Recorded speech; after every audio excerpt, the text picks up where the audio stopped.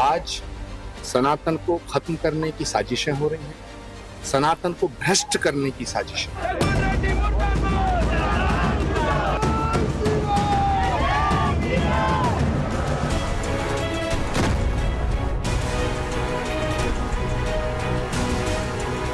तिरुपति बालाजी मंदिर के प्रसाद में जानवरों की चर्बी वाले घी के मिलावट का जो महापाप हुआ, उससे संत समाज से लेकर पूरा हिंदू समाज आक्रोशित है। सनातन का फिर से अपमान न हो, हिंदू आस्था को फिर से चोट न पहुंचे, इसलिए संत समाज से लेकर विश्व हिंदू परिषद और तमाम हिंदूवादी संगठन अब एक सुर में पुरजोर मांग कर रहे हैं कि सरकार को मंदिरों का नियंत्रण छोड़ देना चाहिए।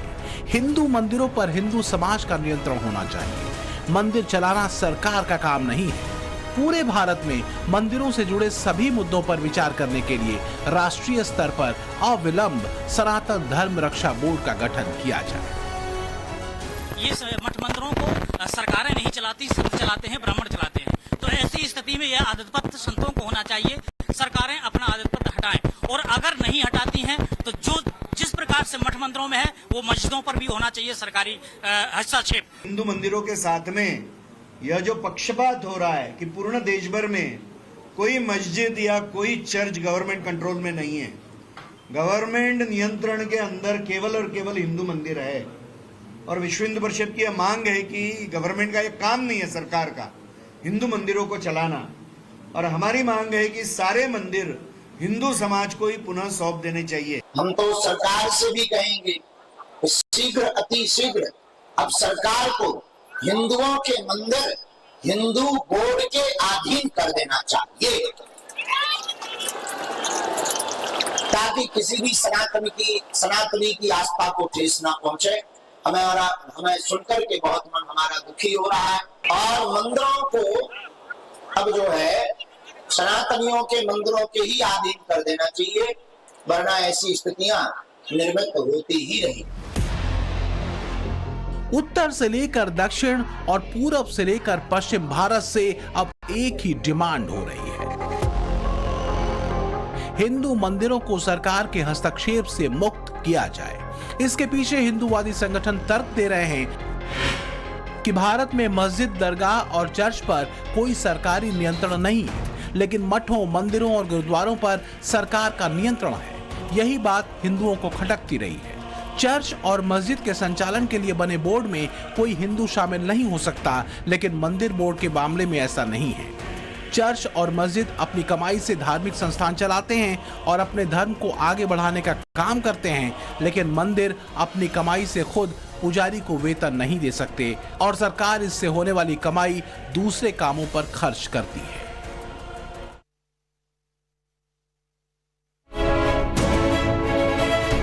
अगर मुसलमानों के लिए वक्फ बोर्ड, सिखों के लिए गुरुद्वारा प्रबंधक कमेटी, तो हिंदुओं के लिए सनातन बोर्ड क्यों नहीं? इसी तर्क के साथ संत समाज ने सरकार को खुली चेतावनी दे दी है कि या तो सरकार वक्फ बोर्ड को खत्म करे या फिर सनातन बोर्ड बनाए। तिरुपति बालाजी की घटना के बाद देश के सरकारी मठ मंदिरों से सरकार का आधिपत्य हटाने को लेकर अब वाराणसी में संतों ने मोर्चा खोल दिया है।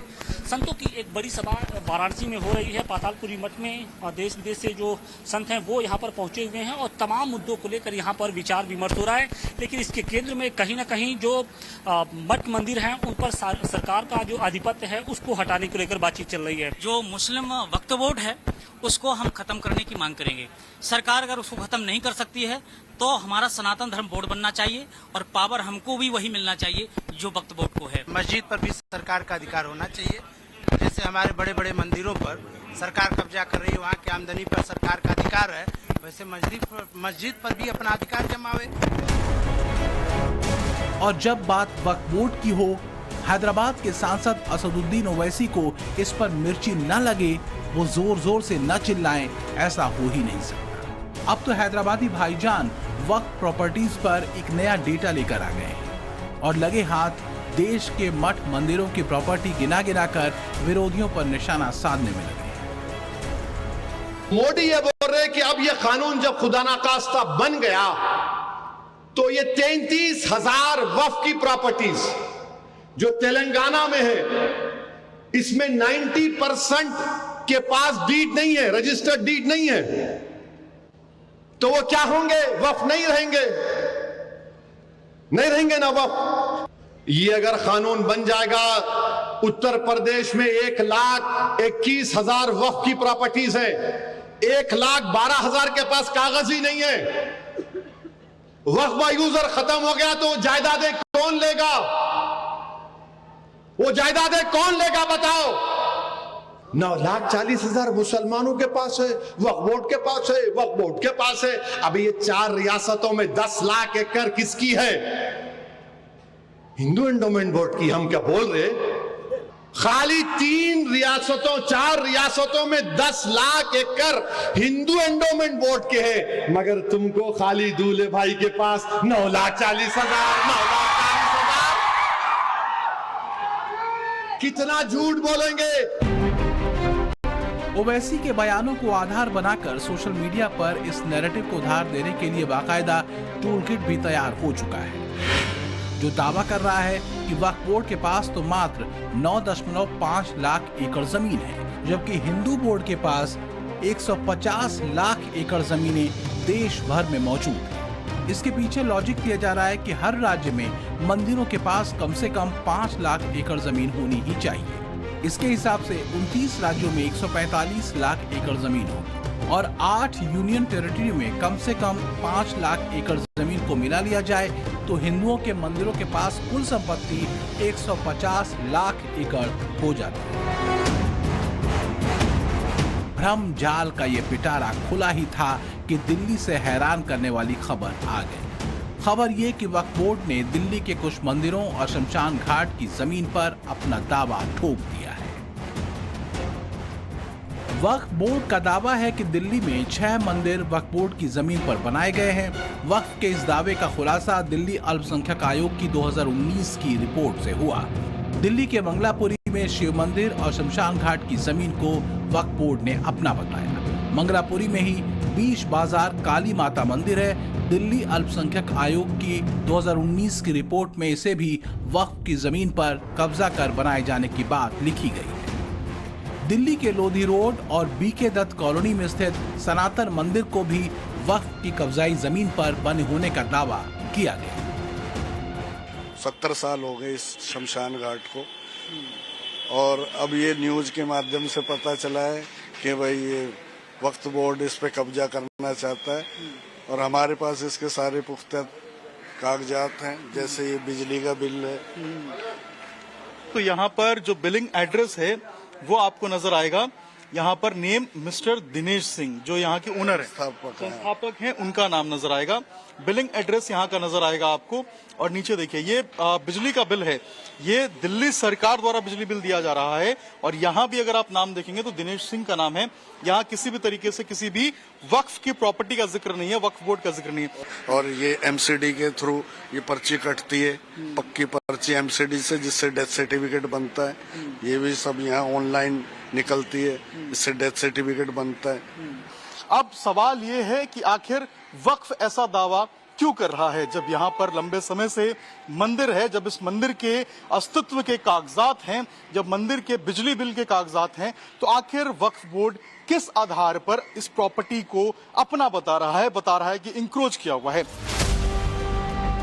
दिल्ली के बीके दत्त कॉलोनी के श्री सनातन धर्म मंदिर का प्रबंधन भी वक्फ बोर्ड के दावों को गलत बता रहा है।